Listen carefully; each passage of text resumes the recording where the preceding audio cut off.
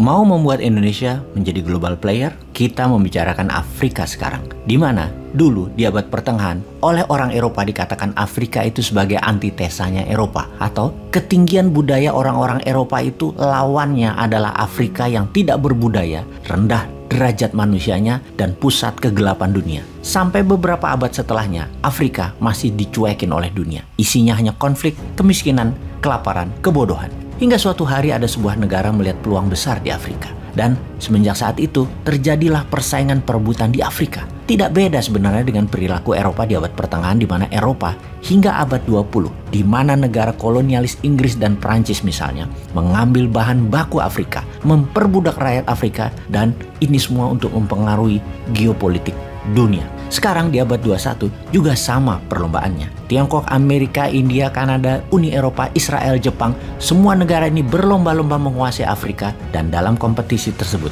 satu negara sudah dapat dipastikan menang telak atas perlombaan menaklukkan Afrika, yaitu Tiongkok. Informasi tentang Afrika ini penting karena selama reformasi, Indonesia lupa akan perannya sebagai global player, sangat fokus pada aktivitas politik dalam negeri. Kita mulai pembahasannya tentang Afrika, sebuah benua yang terdiri dari 54 negara merdeka, sovereign country, 17% penduduk dunia, 9,6% penghasil minyak bumi dunia, 90% penyuplai platinum dunia, 90% penyedia kobalt dunia, setengah produksi emas dunia, 2/3 penghasil mangan dunia, 35% produksi uranium dunia, dan pastinya 54 suara atau vote di UNGA atau United Nations General Assembly di PBB. Itulah semua yang membuat Afrika sangat menarik. Itulah yang membuat Afrika sebagai medan perang dari kekuatan global dunia. Semua hal oleh para negara-negara yang dikategorikan global player dilakukan di Afrika, seperti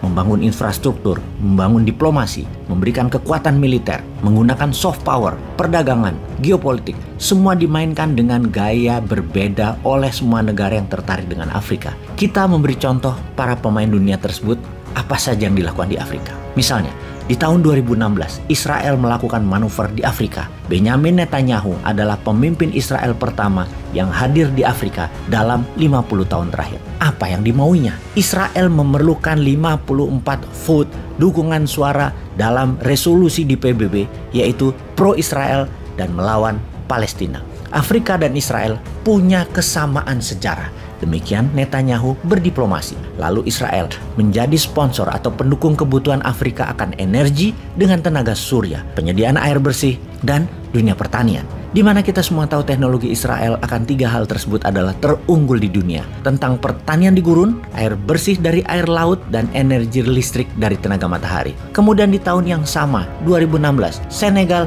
memprotes pembangunan perumahan Yahudi di tanah Palestina di West Bank. Apa yang dilakukan Israel terhadap Senegal? Israel membatalkan proyek irigasi The Mashaf Drift di Senegal yang bisa membuat minum 5 juta manusia penduduk Senegal. Sahabat, ini hanyalah salah satu contoh.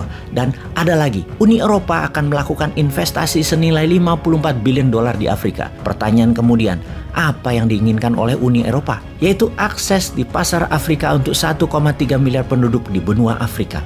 Uni Eropa telah melakukan perjanjian dagang dengan 40 negara Afrika. Namun apakah perjanjian dagang ini menguntungkan negara Afrika? Tidak juga. Eropa yang untung besar. Ingat, yang investasi itu pasti yang untung. Tetapi apapun itu, tidak ada negara yang mempunyai minat terbesar di Afrika selain Tiongkok. Tiongkok dalam 17 tahun terakhir membiayai 1 di antara 4 proyek infrastruktur di Afrika. Dan kita semua tahu bahwa Afrika sangat kekurangan infrastruktur jalanan, dan Tiongkok tahu itu dan menyiapkan buku cek yang tebal untuk membangun dan membiayainya. Semenjak tahun 2005, Tiongkok sudah menggelontorkan dana senilai lebih 2 triliun dolar atau 2.000 billion dolar atau 16 kali APBN Indonesia ke Afrika. Tentunya berupa barang, berupa teknologi dan pekerjaan. Uangnya tetap di Tiongkok, memodali perusahaannya sendiri, BUMN-nya sendiri. Tiongkok membangun 6.200 km rel kereta api yang merupakan jaringan kereta api terpanjang di Afrika yang menghubungkan Ethiopia dan Djibouti. Dan untuk mengendalikan investasi Tiongkok tersebut, Beijing membangun kantor pusat pembangunan Afrika di Addis Ababa. Lalu apa yang didapatkan oleh Tiongkok? Banyak. Tiongkok menang banyak. Seluruh infrastruktur di Afrika adalah yang memudahkan barang Tiongkok masuk ke Afrika dan memudahkan hasil sumber daya alam Afrika keluar ke Tiongkok. Sound familiar? Kayaknya kenal dengan strategi tersebut. Tapi kita lanjut. Selain faktor ekonomi, Tiongkok mendapatkan dukungan geopolitik di PBB. Tiongkok bukan saja membangun Afrika, tetapi menjual kebudayaan Tiongkok, menjual uang Tiongkok, bahkan sign jalanan di banyak negara Afrika menggunakan huruf Mandarin. Bisa disimpulkan dalam 17 tahun ini, Tiongkok sudah mengikat 50 negara Afrika. Beberapa negara Afrika sudah menggunakan yuan dalam transaksi hariannya di pasar. Dan Tiongkok dapat sebuah lokasi strategis untuk kekuatan angkatan laut dan pelabuhan lautnya. Di tahun 2017, untuk pertama kalinya Tiongkok membangun pangkalan militer di luar Tiongkok di tanduk benua Afrika, yaitu di Djibouti, di Afrika Timur. Djibouti menghubungkan laut Mediterania dengan Samudra Hindia yang melalui Suez Canal. Di pangkalan militer Tiongkok di Djibouti itu, sejumlah 10.000 tentara sudah dideploy di sana. Di sisi produk, Afrika merupakan tempat pembuangan produk Tiongkok terbesar di dunia. Tiongkok merupakan mitra dagang Afrika terbesar yang berkembang 44 kali lipat atau 4.400% dalam 2 dekade ini atau dalam 20 tahun ini. Di Afrika ada 10.000 lebih perusahaan Tiongkok di sana berdasarkan informasi dari studi yang dilakukan oleh McKinsey. Mengapa dikatakan Afrika tempat dumping barang Tiongkok? Kita semua tahu di dalam produksi ada yang namanya economic scale atau jumlah tertentu produksi yang akan efisien harga pokoknya. Misalnya untuk membuat kemeja, kalau membuat 10 harganya Rp15.000. Kalau membuat 1.000 harganya Rp10.000 per buahnya. Kalau membuat 100.000 maka harga per buahnya hanya Rp5.000. Kalau dibuat 1 juta piece ternyata tetap Rp5.000 modal per piece-nya. Maka Rp5.000 dan angka 100.000 adalah economic scale-nya. Tiongkok menjual satu kemeja jadi 20.000 misalnya per piece. Ketika Tiongkok memproduksi untuk dunia 1 juta kemeja diproduksinya, modalnya 5 miliar. Terjual 250 kemeja, investasi balik modal. Terjual 800.000 kemeja, untungnya nggak kira-kira.